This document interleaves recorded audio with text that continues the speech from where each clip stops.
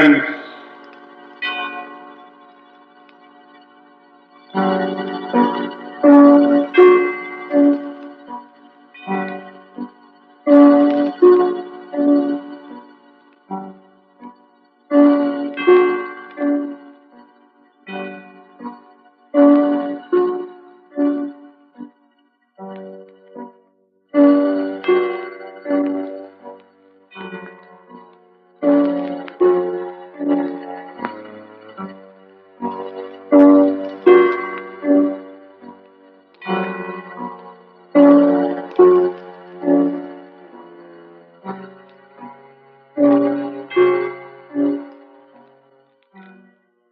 For you men and women in the armed forces of the United Nations, we present one of America's top spine tinglers, a radio rebroadcast of a program dedicated to the mysterious, the unusual, and sometimes the supernatural. A program of Suspense. This is the truth. You understand? The truth. It must be the truth. It has to be.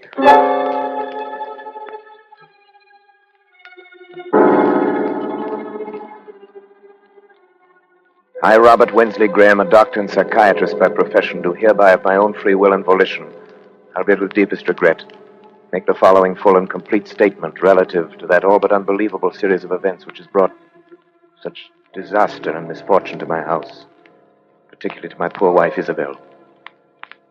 It had its beginning, properly speaking, some 2 months ago, to be exact, on the evening of July 25th. We were in the drawing room, Isabel at the piano, practicing, as she said. Her Aunt Jane and I on the opposite sides of the room.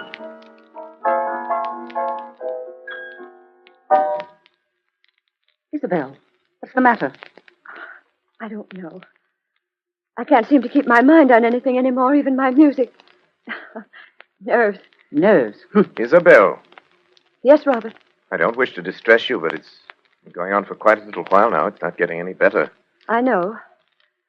Let's not discuss it, shall we? You should let me prescribe treatment for you. I could prescribe something for her. You can do remarkable things now with just the common old drugs under proper control. Drugs. It's not drugs that she needs. It's to get out of this house for a while. It's to get back to the concert stage where she belongs. It's work. Aunt Jane, please. I'm sorry. I don't believe in beating around the bush. You're an artist. You've got talent. There's no sense in your trying to subordinate yourself to somebody else. Aunt Jane, that's enough. I'm not subordinating myself to anyone. Really, Aunt Jane, you mustn't interfere, you know. Robert doesn't want me to go back on the stage. Darling, it isn't that I don't want you to go back. I'm proud of you.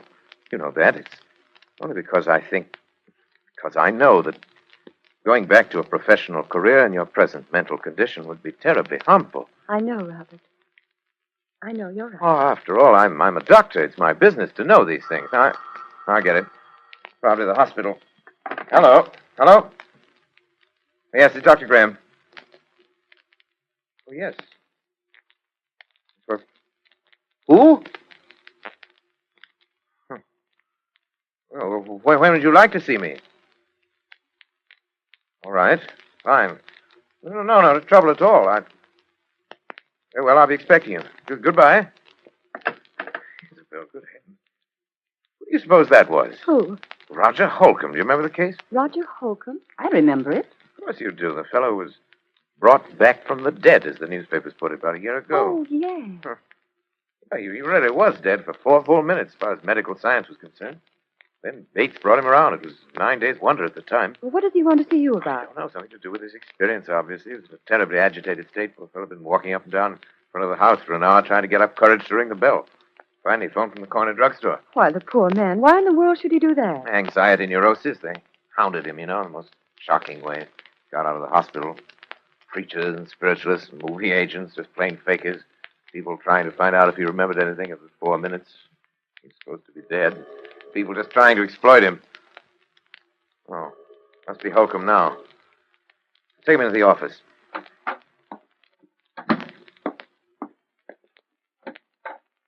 Dr. Graham? Yes, you're Roger Holcomb? Yes. Come in. Pleasure to meet you, Mr. Holcomb. Yes, sir. You come this way, please. My office. Now just sit down anywhere. Lie down on the couch if you like. You look tired. I am tired. Tired and dead. Give me your hand, please.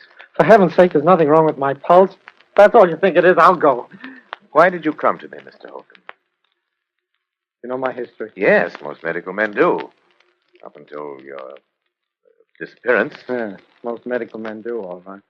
Then they tell me I'm crazy. Do you think you are, Mr. Holcomb? Oh, I see. You're like all the rest. Let go of me, please. Just a minute, Mr. Holcomb. You came to me for advice. Treatment. I suggest you tell me your story. Well, I was told you specialize in strange cases. Things that other men can't explain. And that's true in a way. You know what happened when I got out of the hospital. Yes. Followed me, questioned me, hounded me day and night, trying to find out if I remembered anything, if I'd experienced anything beyond the grave. Yes, I remember that. Well, then you remember that my answer was always the same. That I remembered nothing. That I knew nothing. Well, I was wrong. Oh? What did you experience during those 4 minutes? I don't know. But it must have been something. Something I don't even dare to think about. How do you know this? Well, it happened the first time on a boat trip, which I'd taken to recover my health. I found myself chatting with a woman who was seated at my table in the dining saloon. She found occasion, as such women often will, to mention her age. She said, "After all, I'm not yet 40. And then it happened. What happened? Well, from somewhere came crashing into my mind a certain knowledge of the exact day and year of that woman's birth. And with it, a compulsion to speak out. A compulsion which I could no more have resisted than I could have resisted breathing. I said, "Madam, you were born in May, weren't you? May 30th. And she looked at me in utter astonishment. We'd never even seen each other before in our lives. And said, "Yes." And then I added the date, the year 1900. See, she was well over 40. She'd lied to me. Innocent enough thing, but I had known the truth. And I'd been forced to speak it. And I have been ever since. This phenomenon has occurred often? More times than I can remember. Every time a direct lie, no matter how trivial, is uttered in my presence, I suddenly know the answer to that lie.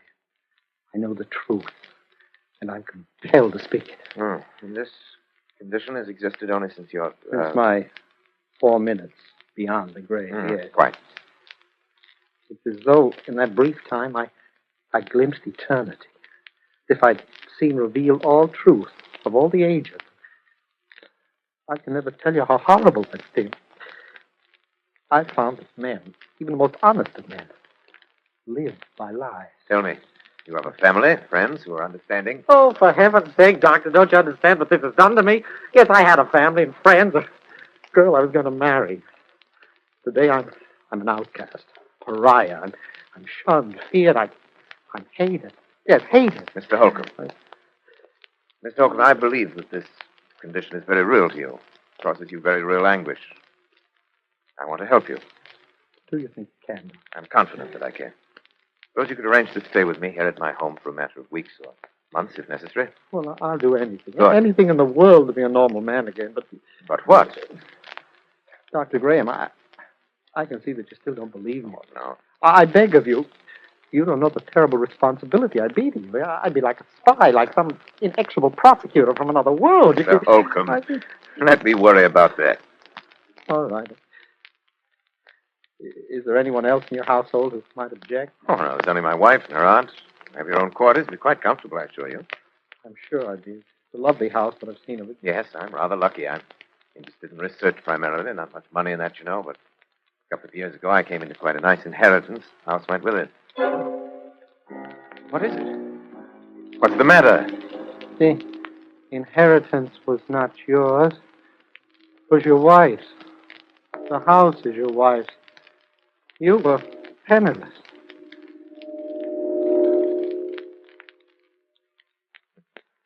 If that's true, I don't know why I lied to you.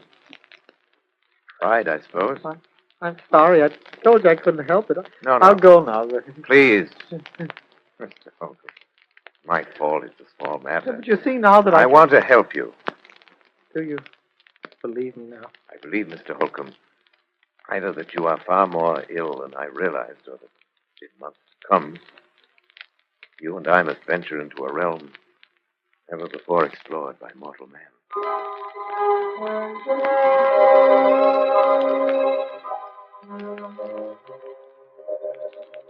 It was utterly fantastic, and yet it was true. I checked the facts again and again. He could not possibly have known, and yet he knew. Could you imagine what this meant to a man of science? If I could fathom the depths of Roger Holcomb's mind, I could make a contribution to the body of scientific knowledge absolutely without parallel in modern times. I'd be more famous than Pasteur or Ehrlich. There remained the problem of Isabel. I was aware of the danger, of course. I was acutely aware of the peculiarly delicate balance of her mind at that time. The fact that the presence of a man like Roger Holcomb might be seriously detrimental to my rather well-conceived plans for Isabel. I believed I could control the situation. I determined to proceed. Actually, Holcomb's presence made itself felt almost immediately. The first incident came after he'd been with us.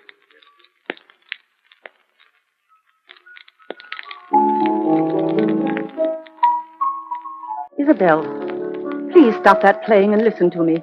Aunt Jane, you know Robert has said I mustn't talk about it, that it's bad for me. I don't care what Robert says. But he's my doctor and my husband. And I'm not sure that he should be either.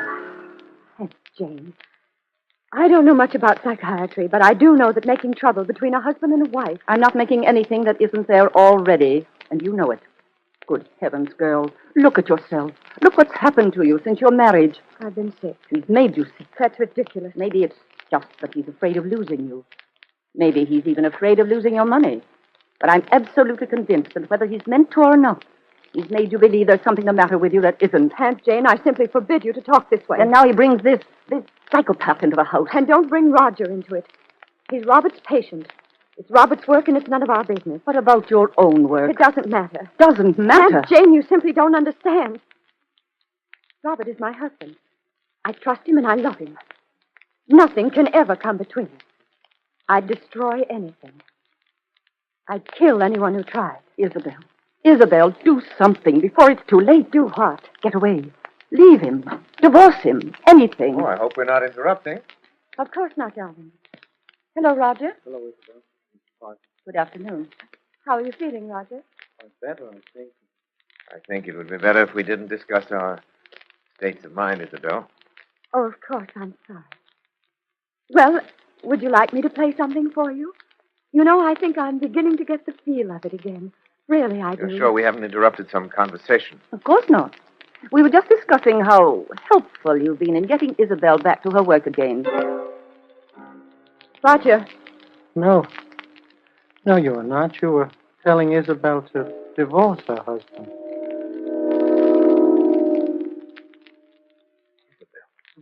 I'm sorry. I'm sorry. Roger, come back. Isabel, is that true? You brought him in here deliberately. Is that true? It doesn't matter, I suppose. You've known how I felt for a long time. Yes, I'm afraid I have. Robert, it was also silly. She didn't mean it. It was just I that did she... mean it. But I did mean it. I'm sorry, Isabel. But I've been under this roof too long as it is. Oh, Jane, you're not leaving us. It's best, Isabel. Yes? Yes, I think it's unquestionably best. Best that you go at once.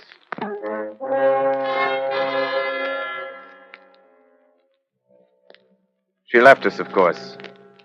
I'd always believed that Jane exercised an unfortunate influence over Isabel.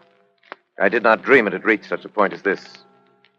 Yet this incident gave me my first insight into the relationship which was destined to develop between Isabel, Roger, and myself. The first and most obvious result was that within a matter of weeks, Isabel was to lose every friend she had. We became further estranged as each day passed. It was difficult to speak of even the most casual things with this strangely terrifying specter of truth, always at our elbow. The situation reached its inevitable climax the evening that Leopold Sarinsky, the famous conductor of the Los Angeles Symphony, was to call on Isabel with a view to resumption of her professional career under his auspices. I gave a great deal of thought to that evening. It had to be handled with a great... Robert, you will help me, won't you? Of course I will, darling. I don't know whether you realize how important it is to me. I have nothing but the music now. I've been working so hard. Playing sometimes half the night Yes. while you were asleep. I've heard you. Sometimes it seems that But the piano's all that's helping me to keep my sanity. My darling, I want you to let me prescribe something for you. Time we face this thing, your trouble, I mean. Robert, does he have to have dinner with us tonight? Roger? Isabel, you know how I stand on that. Oh, yes, but just Now, this one. Even once, Isabel. Keep him in his room like a spoiled child when we have guests. Isabel, it might undo everything I've accomplished in weeks. Oh, of course. You're right. But Oh, Roger, come in. Robert, I was wondering if I mightn't be excused just tonight. You're having dinner with us, Roger. Must I? You know you must, Roger, and you know why. why, Roger, don't you want to meet the great Leopold Surinsky? He's really a wonderful person. Yes, indeed, I would very much. You know, I made my debut with him in 1934. I did a concert with him every year until I... Isabel was very talented, you know. I was? I am. Oh, Roger, I'm going to play with him again. He wants me to open the season in November. Can you imagine what that means to me? I'm so glad, Isabel. And Robert has finally given his consent. Haven't you, dear? I'm sorry, what was it you said, Isabel? I said you'd given your consent to my playing with Surinsky. Why, Isabel, you know I don't want you to think that I'd ever stand in your way. I know, dear. Roger, I'll do the Emperor Concerto, and you will come to hear me. You do want to, don't you, Roger? Please, Isabel, don't ask things of me that can't... What's the matter? What's the matter with both of you? You act as though you thought I wouldn't be able to appear. As though the whole idea were hopeless or something. Isabel, please. I am going to play. I'll be better than I ever was. You know I will, don't you? Don't you? Of course, Isabel. You play wonderfully. Roger. No, Robert, you're very certain that Isabel will be prevented from ever playing again by death. Death? Oh, Isabel, forgive me, please. By death? No. Oh, no. Please, Roger, it's not true. Tell me it isn't. Roger, answer me. Answer me. Roger, do you hear me? Answer me. Answer me!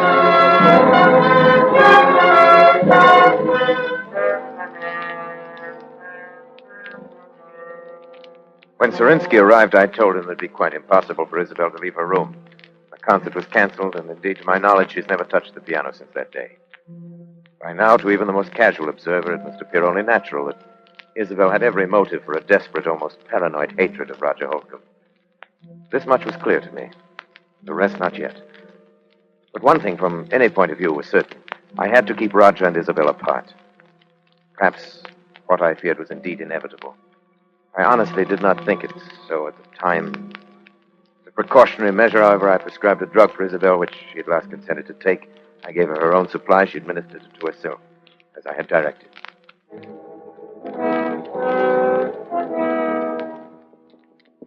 Roger? Roger? Yes? It's Isabel. What do you want? Let me in, please. No. Please, it's terribly important. Robert said that I know. But he said it would be all right this time. You sure? Yes. Yes, please. All right. Now, what do you want? I want to talk to you, that's all. What about it? It's so important. Roger, why don't you ever leave your room anymore? Can't you guess? Do you think I hate you? Isabel, I don't know what to think anymore. You do, don't you? I warned him. I told him it would happen. Now I'm going mad up here thinking of the anguish I've caused you. But, Roger, I don't. You must believe me. I know what it's been like for you having me here, Isabel. Roger, you see, for the first time in my life, I think my husband is wrong about something. Wrong? Yes. Don't you see? He's been worried about both of us. And so this distrust has grown up between us. Well, I don't distrust you, Isabel. You've been more wonderful to me than I But can say. you're afraid of me. And that amounts to the same thing. And it's bad. For the both of us. It's hurting both of us. I've often felt I wanted to talk to you, to beg your pardon. Oh, you don't have to do that. We're both sick. But I think if we saw each other sometimes, if we talked the whole thing out, it would help us both. Well, does Robert think so, too? No. Then he didn't tell you it was all right to see me. No. I lied to you. You what? I lied to you. You lied to me. And it didn't happen. Isabel, don't you see? I am getting well. It didn't happen. I know. I don't think it does happen anymore. Except with Robert. With Robert? What makes you think I don't know. Something about the way he acts. The way he is. Oh, but Isabel, he is curing me then.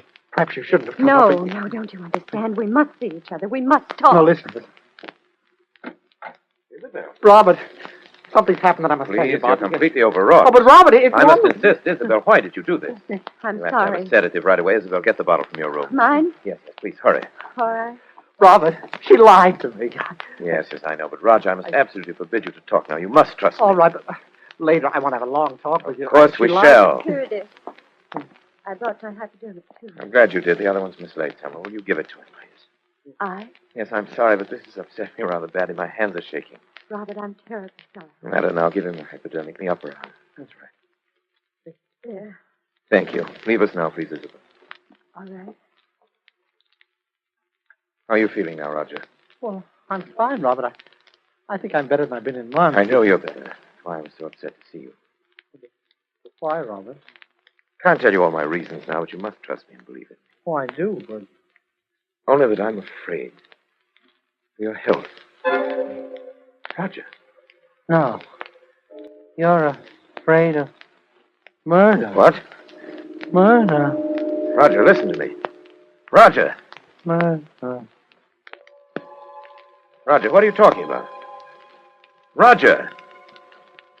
Roger!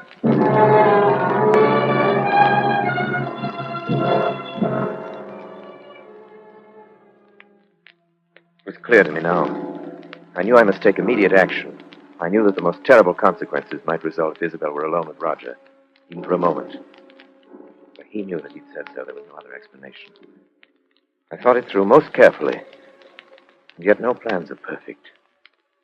No man is infallible.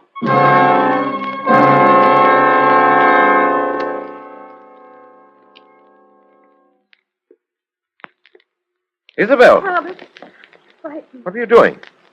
Nothing. Don't lie to me, Isabel. I'm not. You were coming from Roger's room. No. No, I swear I won't. Isabel, don't you understand that you're sick? I've insisted on these things for your own good and his. All right. I was going to talk to him, but I haven't. Oh, Isabel. Why do you try to tell me that? But it's true, Robert. Really true. Is it? Roger? Roger? What's the matter? Look, Robert. No, it couldn't be. it is. He's dead. Dead. Hypodermic by his side, the drug, your hypodermic. But it's only a Except that sedative. in large enough quantity, it's fatal. You knew that. Oh, Robert, don't listen to me. Isabel, why? Why, I warned you. Robert, look at me. It's Isabel. It's your wife. You can't. Oh, no. Where are you going? Come back. I'm going to call the police.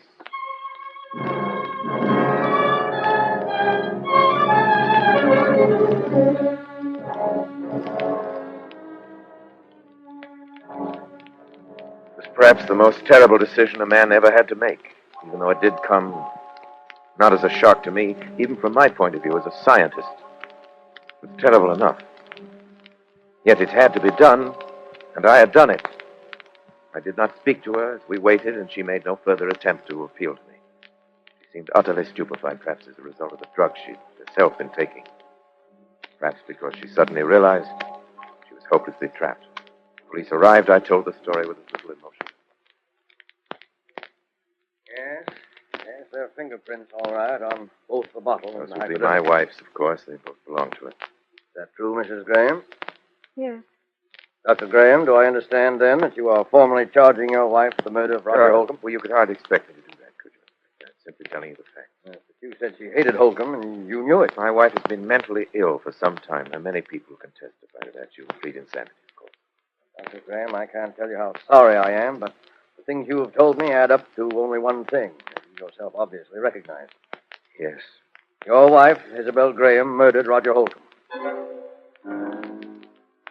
What did you say? I said your wife, Isabel Graham, murdered Roger Holcomb. No. I murdered him.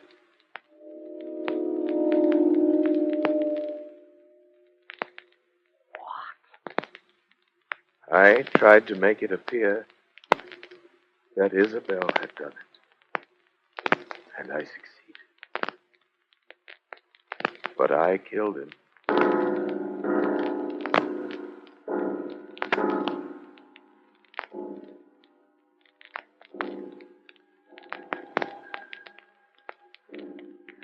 No plans are perfect. No man is infallible. Yes, I killed Roger Holcomb. And he himself revealed the truth. I'd planned to dispose of Isabel for many months. I'd never loved her. I'd loved only science. I wanted her money, and Holcomb found it out. That was the risk I ran. But any chance lie in his presence, either by Isabel or myself, bring out the truth, and it did. I had no alternative once he'd discovered that but to kill him. It's easy enough to throw the blame on Isabel.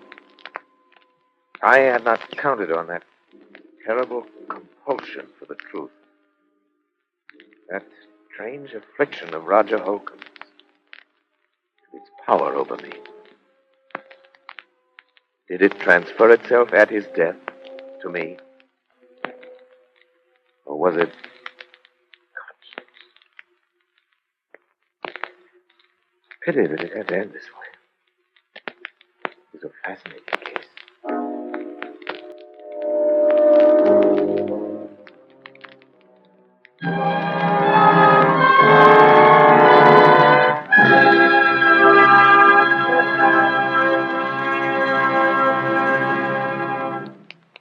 And so closes Lazarus Walks, starring Orson Welles. Tonight's tale of Suspense.